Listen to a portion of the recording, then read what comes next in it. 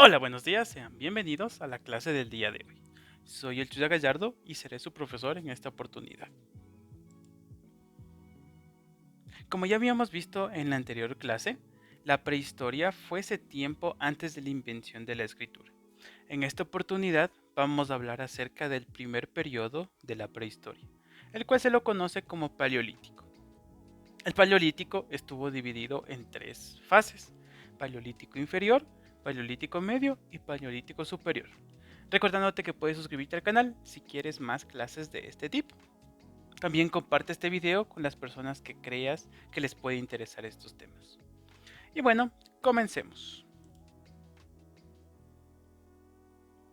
El Paleolítico viene de dos palabras griegas, las cuales significan paleos, que significa antiguo, y litos, piedra.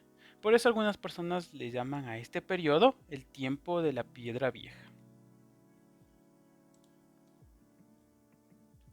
Los primeros datos referentes a la presencia humana son de hace más de 3 millones de años y se sitúan al inicio del Neozoico, llamado también Cenozoico, en una fase que suele definirse como Paleolítico inferior.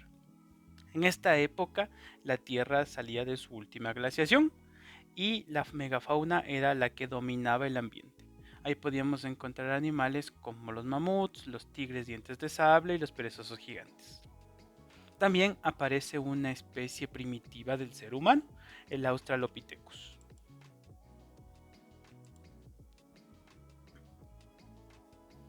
La gran aventura del ser humano comienza en África, específicamente en Kenia y Etiopía, donde han aparecido los primeros restos de Australopithecus, a los que podemos considerar como antepasados directos del Homo habilis. El Australopithecus era un homínido pequeño, como el que podemos observar aquí en la diapositiva. Este homínido primitivo ya caminaba en dos piernas. Tenía todo su cuerpo recubierto de pelo para cuidarse de las bajas temperaturas. Y fue el que comenzó con esta línea evolutiva hasta llegar a nuestra especie, el Homo sapiens sapiens. Al Homo habilis se debe las formas más antiguas de industria de guijarros, descubiertas en Tanzania, en la garganta del Olduvai, de donde procede el nombre de cultura oldubayense. Los yacimientos de Olduvai, fechados de entre 1.000.000 y 800.000 años antes de Cristo, es rico en choppers, guijarros tallados con una sola cara. ¿Pero qué eran los choppers? Como podemos observar aquí en la diapositiva, en esta parte de aquí podemos observar piedras talladas. Los choppers no eran piedras pulidas, sino eran piedras rústicas, que únicamente tenían una punta en uno de sus lados, como podemos observar aquí también.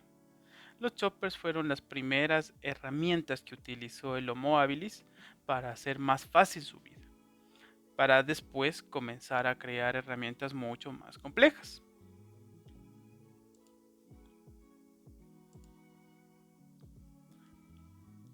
Hablemos acerca del Homo erectus, el humano que ya caminaba en sus dos patas y ya todo el tiempo estaba parado. Homo erectus quiere decir hombre erecto, hombre recto, el cual ya no tenía que utilizar sus manos para caminar y por eso pudo utilizar esas manos para crear y portar herramientas. El Homo erectus cambió gradualmente los choppers por los bifaces, o piedras talladas por ambos lados. ¿Pero qué eran los bifaces? El bifaz se fabricaba golpeando los nódulos de piedra, normalmente sílex, hasta que adquiera la forma de una almendra. Los nódulos eran este conjunto de piedra de los cuales se sacaban las lascas. Las lascas eran las láminas procedentes de la piedra cuando se quebraba. De estas lascas, que principalmente eran de sílex, un tipo de material, esto estamos hablando en Europa. Aquí en América se utilizaba también la obsidiana. De estos nódulos y de estas láminas, de estas lascas de piedra, se obtenían pedazos de roca, los cuales eran tallados en sus dos caras, como podemos observar en las imágenes de aquí. Tenemos esta cara de aquí y la cara de acá, las cuales servían como herramientas más sofisticadas que los choppers. Como hemos visto, los choppers en la anterior diapositiva únicamente tenían la parte de arriba tallada, pero estas piedras bifaces ya eran mucho más elaboradas. Aquí también aparecen tres culturas incipientes: la abdilense, la celense y la clactoniense. A estas también se las conoce como industrias. Comenzando la industria abdaliense de Abelín, localidad francesa en la que se usaron los primeros objetos, utiliza una piedra como percutor, mientras que la achelense de Saint-Claude, Francia, usaba un cincel rudimentario de hueso o madera. En cambio, la claptoniense de Clapton-on-Sea, Inglaterra, percutía el núcleo lítico sobre un yunque. Aquí nos vienen una serie de términos que son interesantes para tratar. En primera, la piedra como percutor, como podemos observar aquí. ¿Qué era un percutor?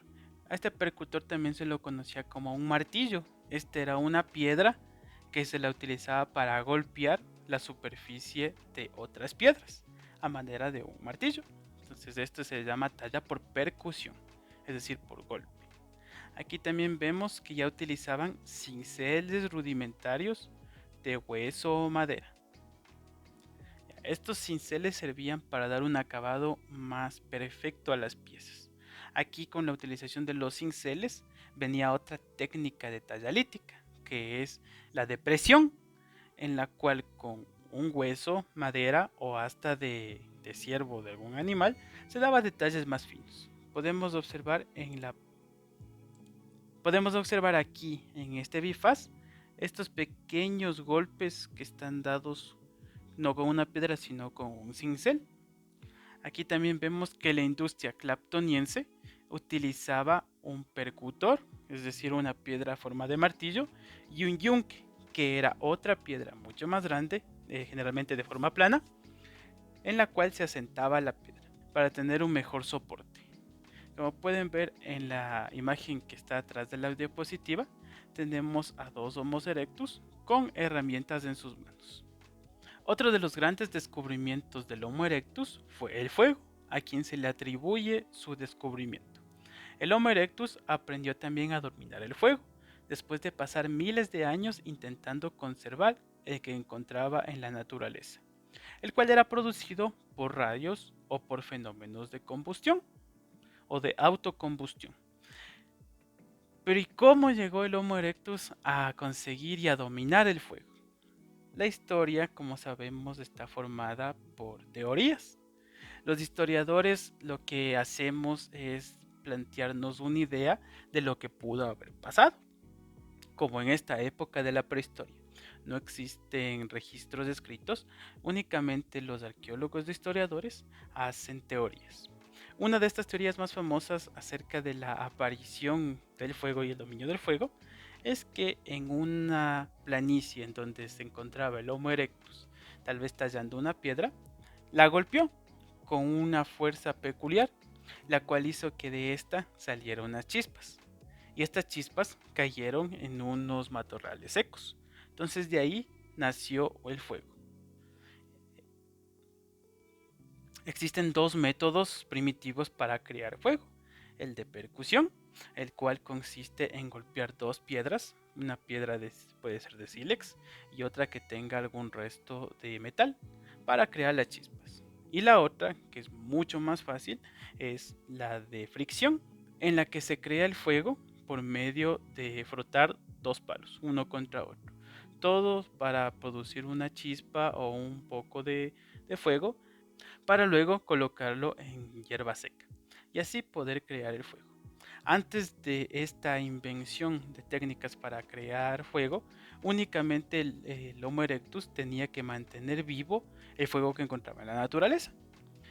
Siempre tenía que haber una persona que esté alimentando al fuego y cuidándolo para que los elementos no lo apaguen, y tampoco para que otras tribus lo roben.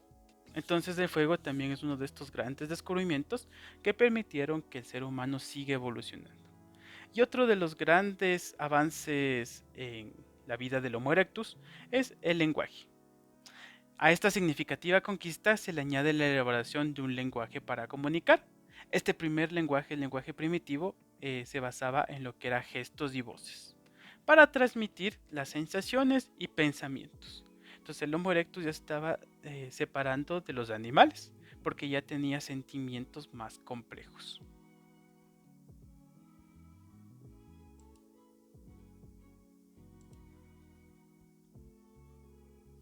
Ahora hablemos acerca del Homo sapiens neanderthalensis. La industria lítica del Paleolítico Medio, estamos ya avanzando poco a poco, dejamos atrás el Paleolítico Inferior, estamos en el Paleolítico Medio, que va entre los 200.000 a.C. y los 35.000 años antes de Cristo. Estas fechas son aproximadas. En esta industria lítica del Paleolítico Medio se le atribuye a la Mutiriense, que se dio en Francia en el lugar de Le Moustier. Esta industria es atribuida al Homo sapiens neanderthalensis.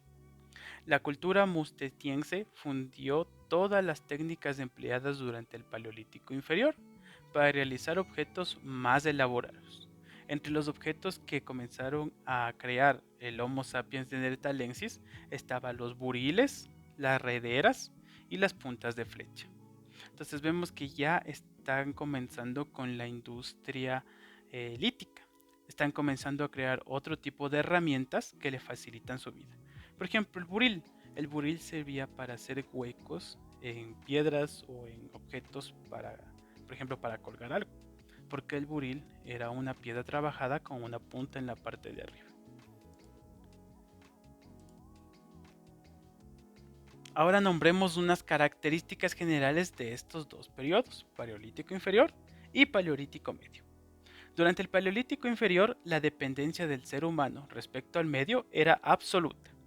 Se recolectaban frutos y otros vegetales, como semillas, raíces y bayas. Y también se cazaban animales salvajes. Con las nuevas herramientas que se crearon, por ejemplo las puntas de flecha, el ser humano pudo ya dominar algunos animales y cazarlos para su consumo. También, como vimos, la invención del fuego sirvió para que el ser humano pueda cocinar sus alimentos. ¿Cómo estaba organizado el ser humano en esa época? Estaba organizado en grupos familiares, los cuales estaban siempre en movimiento, en busca de alimento y de climas, y se cobijaban en cavernas y cabañas rudimentarias, que estaban situadas generalmente en los cursos de río. Aquí todavía no tenían una casa o una vivienda establecida, únicamente buscaban lugares que el mismo ambiente le daba para guarecerse de los animales y del medio ambiente. Entonces de aquí viene el término cavernarios, porque eran personas que vivían en cavernas. La evolución biológica y cultural del Homo habilis al Homo sapiens pasa por la aparición de un sentimiento religioso que se expresa a través de la práctica de la sepultura. Aquí comienza uno de los puntos más interesantes de la vida del hombre primitivo. Comienza a crear rituales religiosos, los cuales están relacionados con la muerte. Por eso es que se crea, como dice aquí en la presentación, un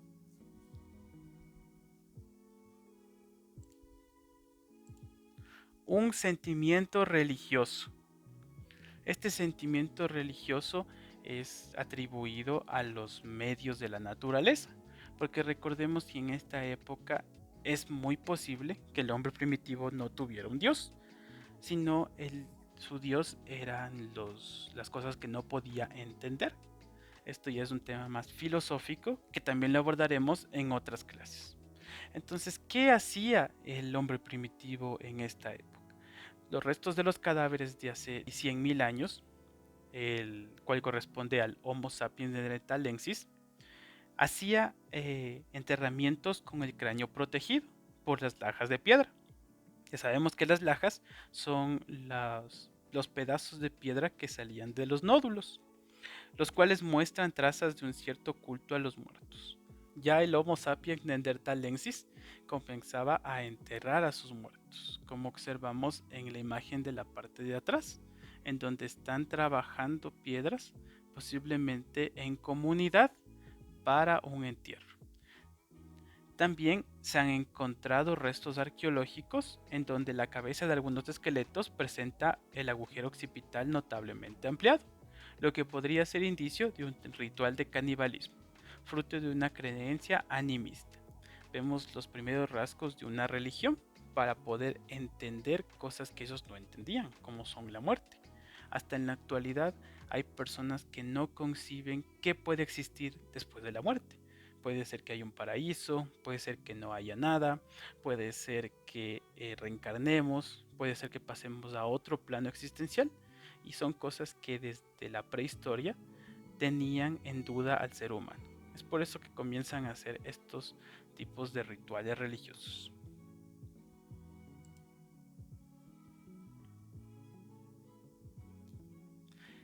Luego de haber pasado por el Paleolítico inferior y el medio, vamos al Paleolítico superior.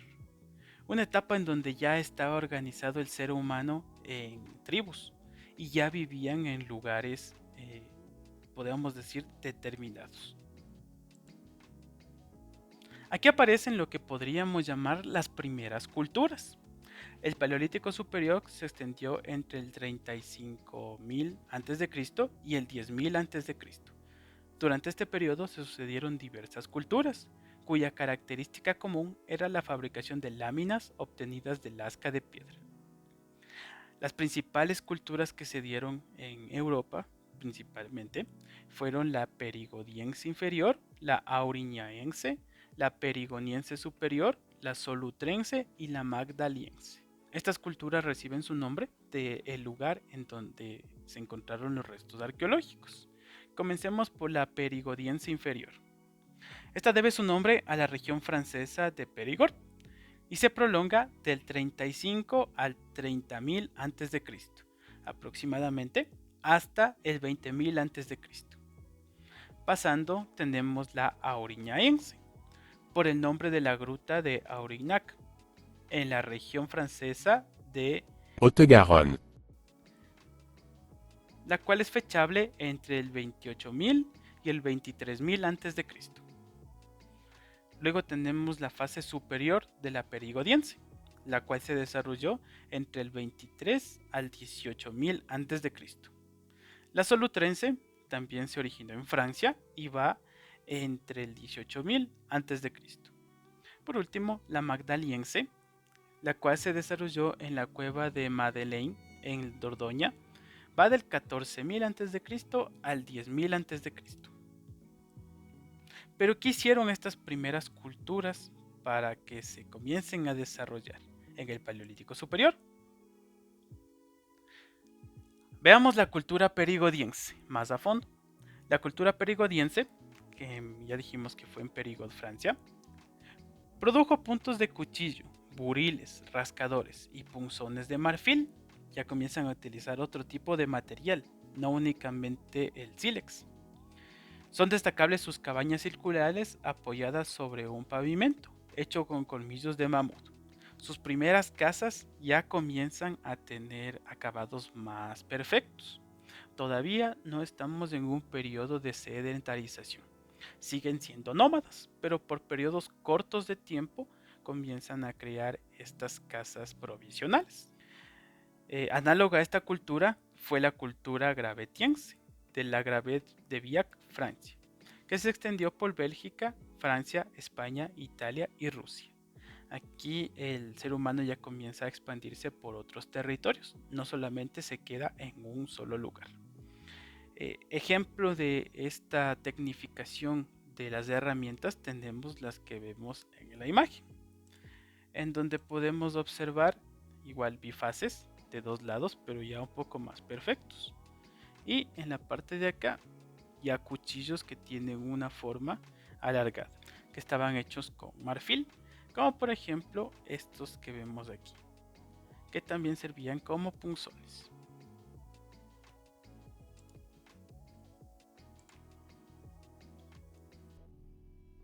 Continuando con las culturas del Paleolítico superior, tenemos a la cultura auriñaciense, la cual se caracterizaba por sus figuras femeninas.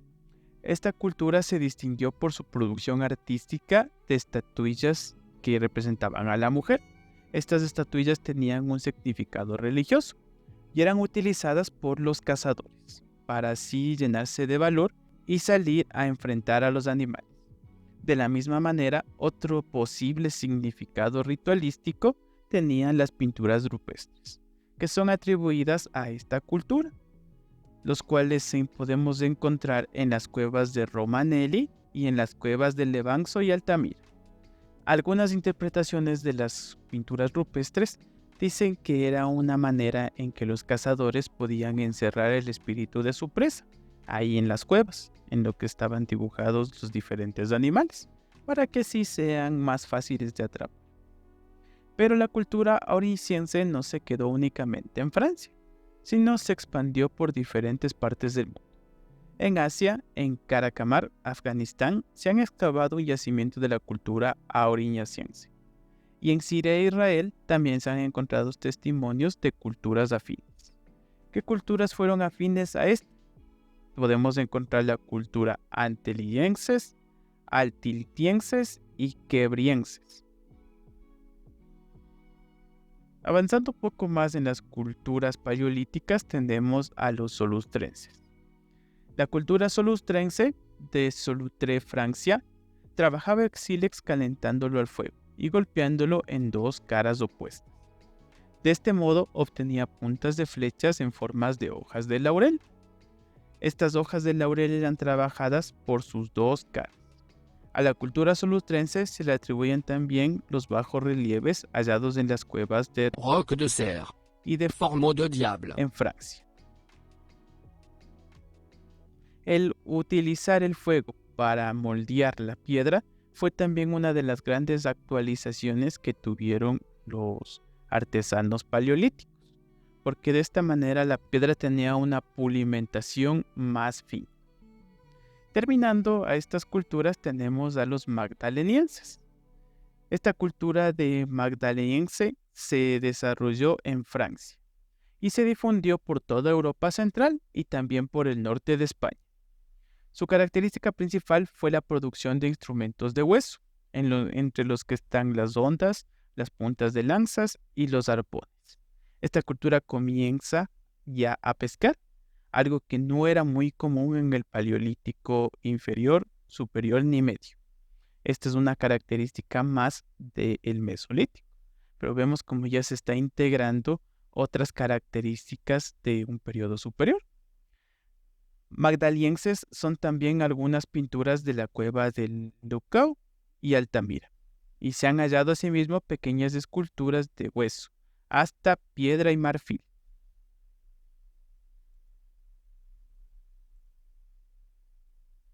Las culturas paleolíticas se comenzaron a expandir por diferentes partes del mundo. Aquí no tomaremos en cuenta lo que es América, porque América, al tener un desarrollo distinto a Europa, Asia y África, será abordado en otra clase más detalladamente. Vamos por África. En África surgieron diversas culturas.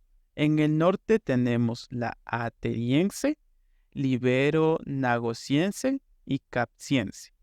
En el centro de África, las culturas estillabiense, magosiense, aguisiense, eiviense y luperbiense. Pasando a China, tenemos la cueva de Shoukudian, en la cual presentan trazos de una cultura del Paleolítico superior. En Oceanía, el caso es un poco distinto. La llegada del Homo sapiens a Oceanía puede fecharse hace unos 40.000 años, pero los primeros yacimientos líticos del Paleolítico superior son de hace unos 18.000 años. Vamos ahora a Japón. En Japón se dio el típico laminado paleolítico, especialmente de la obsidiana, como aquí en América. Ejemplo de esto están los yacimientos de la isla de Hokkaido. Y en Siberia encontramos el yacimiento de Malta, cerca del lago Baikal.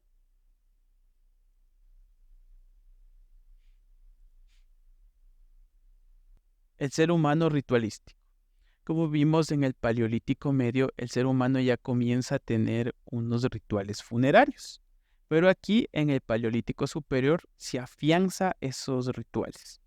Los vestigios artísticos del Paleolítico superior demuestran que en esta época el ser humano alcanzó plena conciencia de sí mismo, tal como lo atestiguan las representaciones humanas que aparecen en pinturas rupestres o en esculturas.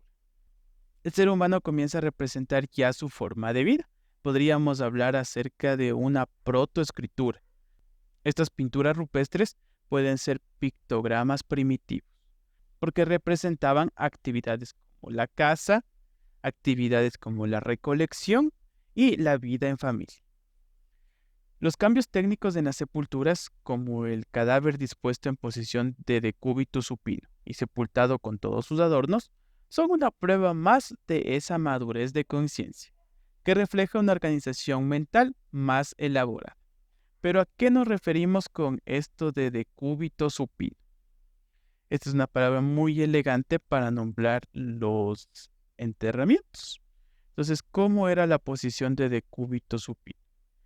El cuerpo era viendo para la parte de arriba y los miembros superiores e inferiores eran junto al cuerpo, al torso, para que las palmas toquen el piso.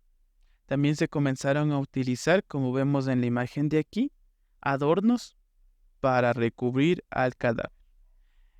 Los entierros únicamente no fueron por una razón ritualística, sino también era una manera de controlar la sanidad de una manera muy primitiva, porque los restos de las personas, como al paso del tiempo se van pudriendo, pueden atraer animales depredadores y animales no deseados para la tribu. Por eso es que ellos comienzan a utilizar estos rituales funerarios. Otra característica del ritualismo mortuorio de los pueblos primitivos se da con el dolor, como podemos ver aquí. El ser humano, al darse cuenta de su realidad y de sí mismo, comienza a tener afecto hacia los demás. Y podemos verlo aquí en la imagen, cómo sufren por la pérdida de su familiar. Entonces, este es otro rasgo que lo separa del animal, el cual no siente de la misma manera que el ser humano, que por medio de estos rituales busca ayudar a su ser querido en otra posible vida. Con este tema terminamos lo que es el Paleolítico. Este video fue un poco largo porque abarca la mayor parte de la prehistoria. Luego de esto tenemos el periodo del Mesolítico, que es esta etapa de transición, para llegar al Neolítico, o la revolución de la producción en piedra.